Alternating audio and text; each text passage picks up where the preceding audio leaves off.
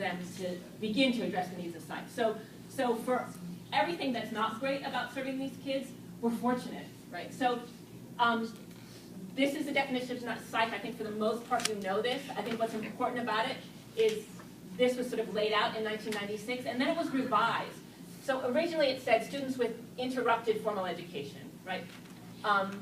With 2 or more years below grade level in literacy in their home language, and 2 or more years below grade level in math, right?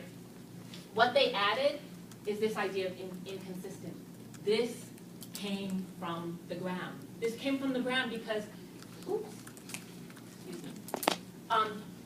There were kids who were arriving who didn't have interrupted education, but still had the characteristics of students who had grade level literacy, had literacy far below the grade level, right? So even though sometimes these sort of more legal definitions, maybe we can ignore and don't impact us, they're important because they allow us to do things and serve kids on the ground that wasn't possible before.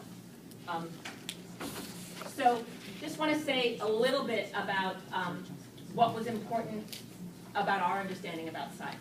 So, yeah. I have a question. Sure. You're the expert. Not really, but, Okay. but I've been thinking about it a lot. Yeah. This wasn't mentioned as a similarity, but I know with students at our school, many of them come from poverty. Yes. Okay. And so what does the research say about that? We have a lot of kids that come into the district or in any district who, come from other countries. They are poor. They fall within that spectrum of poverty. Mm-hmm. Many of them are McKinney-Vento, Mm-hmm. and lack of availability of healthcare, et cetera. Yes. And the effects of that with academic success. I mean, we know it impacts academic success, right? You didn't mention it, though. That's why I was looking for it. Well, so if we think about what all L's have in common, not all L's have that in common. Right. Because Right. It's culture specific, right? I mean, you can have an L from, like you said, Italy. Yeah, you can have an L, you can have an L from, you can have an L from anywhere who has a professionally educated family, from anywhere, who then assimilates or accommodates into our structure because they have the disposition that matches our system, right? If you're well educated in DR, if you're well educated in Puerto Rico, if you're well educated almost anywhere, you're going to be able to slot, even though there's cultural difference, you're going to slot yourself in. But if you're not well educated and you're impoverished, it's going to be much harder because we know, right, the pressure to get a job, to support your family, comes into play. But I agree with you that that's another dimension of what you need to be thinking about when you're serving these students. I agree with that. So SCIFE are not all the same. They fall along a spectrum. And my important point today is their needs differ.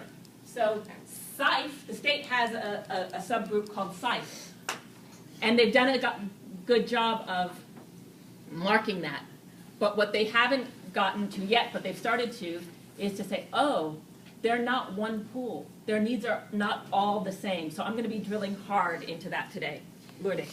Amy, I get a question a lot from districts that students who may be in bilingual programs and they go from school to school, they might have 1 year or district to district or country to, back and forth to Puerto Rico. Is that also considered inconsistent education? Good question. And because I do get that. They say, well, these are SCIFE too because they've had inconsistency. They've been in bilingual, then they go out of bilingual, and back in bilingual, and they Right. And so it gets, I know, really tricky. So I'm going to say something about that in a minute, and I had a conversation with Rebecca about it this morning. This is going to be my perspective. It's not towing the party line yet, but it's where I want to push the party line. Okay. All right? Okay. Really good. Okay.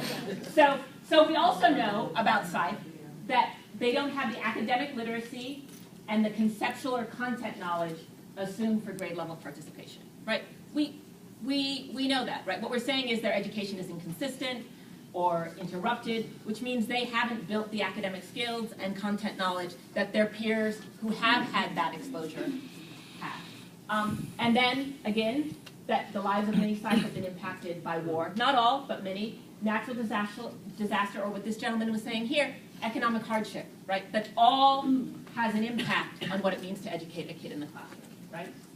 And then we know something else, right, from research by a man called Richard Fry, is that 70% of L's that drop out are sight, right? Yeah. Richard Fry, right? And this was, you know, to be totally transparent, it was among Spanish-speaking sight population, okay? So let's just look at New York State, right? So these are kind of districts with high, this is from Lung Vargas, he sent it to me 5 days ago, so 2017. This is self-reported, right? But what we're saying here is in these heavy districts, we're looking at 15,000 sites, just sites. So 70%, how many are gonna drop out? Around 10,000, okay? Around 10,000. This is not small. It's an emergency, and maybe if your district only has a handful, it doesn't feel like it's worth your energy to sort of attend to the needs of this subpopulation. But it's a population that I think most of you in this room could tell me that is growing in your districts, right? I've even seen it since I've worked in these districts. So it's not, I want to impress it, it's not something to not pay attention to. So, so what does paying attention to it look like, okay? I just want to make a nod to this, but it's an important nod because I'm not going to talk about this. And really our training doesn't, you know, we developed the curriculum. But when you were talking about the structures and systems that support sight, they're academic. They're understanding the student as an academic learner. But it also means understanding their language, meaning not speaking their language, but understanding something about their language, right? It means understanding who they are as a socio-emotional being, meaning if they've experienced trauma, what are the systems and structures in the school that are addressing that? I spoke to, I was with an old colleague, and they said they have doubled the number of counselors in their school in the last year. And this is one of the schools I've worked in for 10 years. But they understand the importance of the socio-emotional support to really supporting kids to gain access and participate meaningfully in school. For instance, if the economic hardships are another piece of it. Yes? Hi, I just want to go back to what Mr. Medina was asking. Yeah. Because there's a gentleman by the name of Eric Jensen who's done a lot of studies and research involved with engaging students with poverty in mind. Mm-hmm. And the whole idea is, how do we get students who have like 7 or 8 very specific needs to engage within our classrooms? And his research is very eye-opening because he does talk about the importance of health and nutrition. Yes. And he discusses the whole idea about how the quality of food trumps the quantity of food. But he goes into like a lot of medical research and neurons and synapses. So that might be something that if you're interested in, you may want to I'm kind going of to write it down here. So it's He Eric has Jensen. 2 books. They were published by ASCD, so Okay. it might be something worth looking into. And say his name again? Eric Jensen. Eric Jensen. Okay. Thank you so much for that. Okay. So, and then being able to build partnerships with community-based organizations who have real cultural expertise around students. Because again, just you in the classroom is not going to support enough to make the bridge for students to participate meaningfully. So this is a framework. We deal mostly here, right? Our model has not said, okay, here's a school, here's a systems and structures for a whole school. But what we know is that all of these 4 components are vital if you're going to really serve the needs of these students. Okay.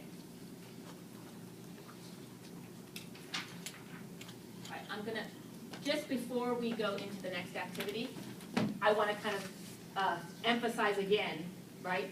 The population we're going to talk about are LL sight, not sight generally, but LL sight, whose home language literacy, oh, I'm so not used to using the smartboard, at 3rd grade and below.